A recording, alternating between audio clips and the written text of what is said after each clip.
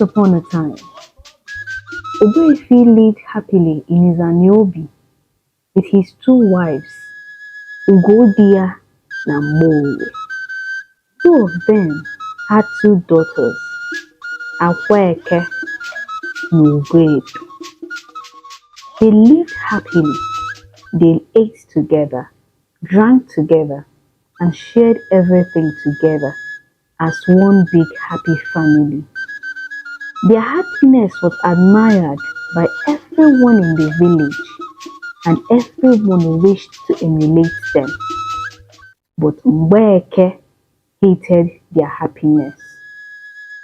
Mgbeorie became friends with Mgbeorie and began to manipulate her by turning her against her co-wife and her stepdaughter. She said to Mgbeorie, "Enyi m ọma, ịkpụdokwala isi. Nne, are you blind?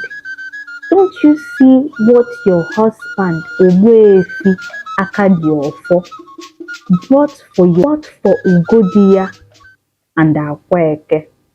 He buys them the most expensive gifts and gives you an Mgbeorie, cheap and ugly things. Nne, ịmụzikwana anya." Mgbeorie was surprised because she has never noticed these things.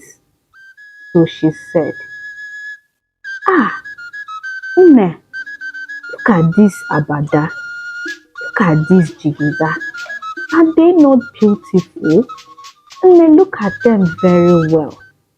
Nne, look at them very well. Look at what the beautiful things my husband got for me and my co-wife. It does not matter." Mgbeorie sighed. "Nne, you don't have eyes. You're not seeing." Mgbeorie continued to poison the minds of Mgbeorie until one day, Mgbeorie bought a special gift for Mgbeorie and promised to buy something better for Mgbeorie next time. Mgbeorie heard him say this and ran out of the hut and held Mgbeorie, and she began to cry. "Nani, Nani, Mgbeorie said you don't like me and my daughter, but I thought she was lying. But look at what you just did. Nani, this is unfair." Mgbeorie was surprised, and immediately he yelled. He warned her, and he said, "Bianwanya, don't cause trouble in my house again. Look at how peaceful my house is. I've seen you and this your friend Mgbeorie. Every time she's here causing trouble, telling you things, and you're listening to her. In fact, I don't want to see her in my house again." Mgbeorie looked at Mgbeorie and snapped her finger and began to yell at Mgbeorie. She blamed her for poisoning their husband's heart and turning his heart away from them. From that day henceforth, Mgbeorie began to cause trouble in the house. This went on until Mgbeorie fell ill and died mysteriously, leaving her only daughter Mgbeorie in the care of Mgbeorie and Mgbeorie. Mgbeorie, not knowing how to console Mgbeorie, began to shower her with so many beautiful gifts, abadao, jigida, uli, to beautify herself, so that she won't feel the absence of her mother. But this angered Mgbeorie. So whenever Mgbeorie was not around, she took out her anger and jealousy on Mgbeorie. She made her to work and work and work with little or no food. She even made her do chores that were meant for Mgbeorie, and this made Mgbeorie very lazy. arrogant and rude, while Akweke was hardworking, respectful, and loved in the village. Mgbeorie, seeing all these things, became very bitter because even after everything she's doing, Ogbuefi still loved and showered Akweke with so many blessings and gifts. So she consulted her friend Mgbeorie, who advised her that they would have to send Akweke away to an errand that she would never return. So they decided to send her to fetch water from Njaba on an Ekede when no one fetches or visits Njaba. They said if wild animals don't eat her, then surely Mmiri or Muafia will not let her go. So she's not going to come back. And they smiled. Nne, ịmakwa na-efe. On the next Eke market day, Mgbeke yelled, Akweke! Akweke! Yanga! Lee udu mmiri a ji ebule ka iji chutere m mmiri. He yelled at Akweke and commanded her to head to Njaba to fetch drinking water. Akweke was shocked that Mgbeorie, her beloved stepmother, would send her to Njaba, knowing that nobody visits Njaba on an Ekede. She cried and begged Mgbeorie that Njaba is a very dangerous place to go to or fetch water from on an Ekede, and begged her to allow her visit or go the next day to fetch her water. But Mgbeorie refused and said that she should not have touched her drinking water. Or Mosigi je kulu mmiri, ịṅụchago n'ihe jee ka ije chutere m ya. Akweke began to cry and beg for her life, but it didn't matter to Mgbeorie because she was determined to send her away. Akweke picked her udu mmiri and began to go to Njaba in tears and afraid. Akweke had only walked a mile before she entered into the dreaded Ofialose, where she met the spirit of Ajofia. Her stomach rumbled and her hands shrieked in fear because she had heard tales of the dreaded masquerade Ajofia. Not knowing what to say, Akweke began to sing and narrate the story of her life. She began to sing, Onwambo kam kalugi inine. Onwambo kam kalugi inine. Imana kunye dimu denjo ini. Najeram kulumiri je anuono ini.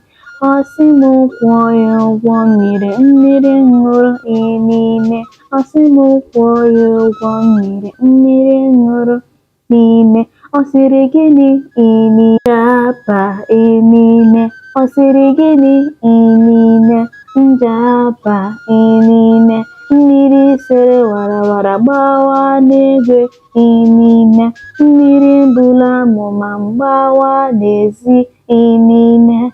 Ewo n'enwandori niile, ewo mmụọ mmiri ndo niile, ewo nwa mmiri ndo niile, ewo nwa mmụọ ndo niile. Ajofia looked at her with pity, and Ajofia had mercy on her and let her go. Ajofia turned and showed her the right and safer road to take, so that she would not encounter other wicked spirits that would not listen to her. Akweke ran in tears and happiness, and she thanked Ajofia, and she continued her journey. She walked for a while and met an old woman carrying a huge firewood on her head. Akweke took pity on her and decided to help her carry her firewood. But the spirit woman looked at her and asked, Nne, kedu ife ị nọ n'ime ọfịa eme? Ị chezọkwa na ọkwa n'ime ọfịa alụsị ka ị nọ? Akweke looked at her and began to sing again. Ụmụ kankanụ gị niile, ị ma na nwunye nna m dị njọ niile. Ejere m kuru mmiri m ga-aṅụ niile. Ọ sị m kwụọ ya ụgwọ mmiri ṅụrụ niile. Ọ sịrị gịnị niile? Njaba niile. Mmiri sere warawara gaa n'eluigwe niile. Mmiri buru amụma mgbawa n'ezi niile. Ewo, gịnị ka m mere ya niile? Ewo, gịnị ka m mere ya niile? As she was singing, this old spirit woman began to take pity and decided to give her a gift for her humility and for helping her. So she offered her 2 pots, one big pot and one small pot. She now told her to take this pot and run home immediately, that Njaba is not a forgiving spirit, that she should take this pot and go home, that a keg of water from Njaba is already waiting for her at home. She now told her to wish upon the pot and all her desires would come through. Akweke ran in tears and happiness and thanked the spirit woman. Nne, dalo, and she ran home. On getting home, she saw a keg of water and she immediately took it to Mgbeorie, who was already angry that she returned in the first place. She immediately ran back and brought out the magic pot and wished for a plate of food. Immediately, instead of getting just a plate of food, Akweke got a variety of different foods, oba, okporoko, miede. This astonished Mgbeorie, Mgbeke, and Mgbeorie, but it angered them because this is not what they wanted. They wanted her to die in the forest or to be drowned by Njaba. But instead, she came home with a magical pot that she can wish for anything and anything would be given to her. Out of jealousy, Mgbeorie decided to send her daughter Ugedo to go to Njaba on an eke so that she would bring back her own magical pot to her.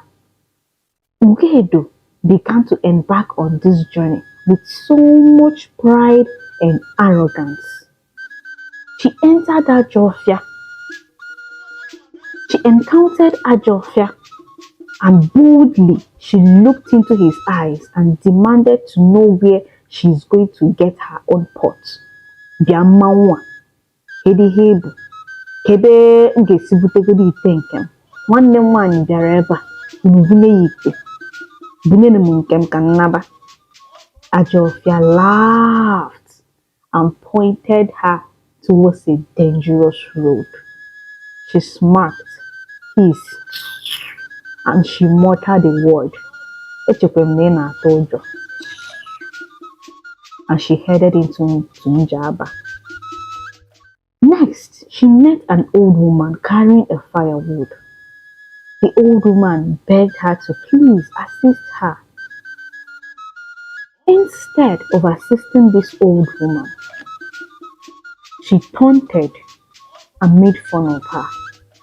The old woman smiled and asked her to come, that she has a gift, a magical pot for her. She abandoned her quest. The old woman gave her a big pot and a small pot, then asked her to pick one of the pots. Her greed would not even allow her to think, and immediately she ran and she picked the biggest pot out of the collection.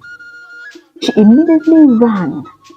She immediately ran home without even hearing the instructions or thanking the old woman.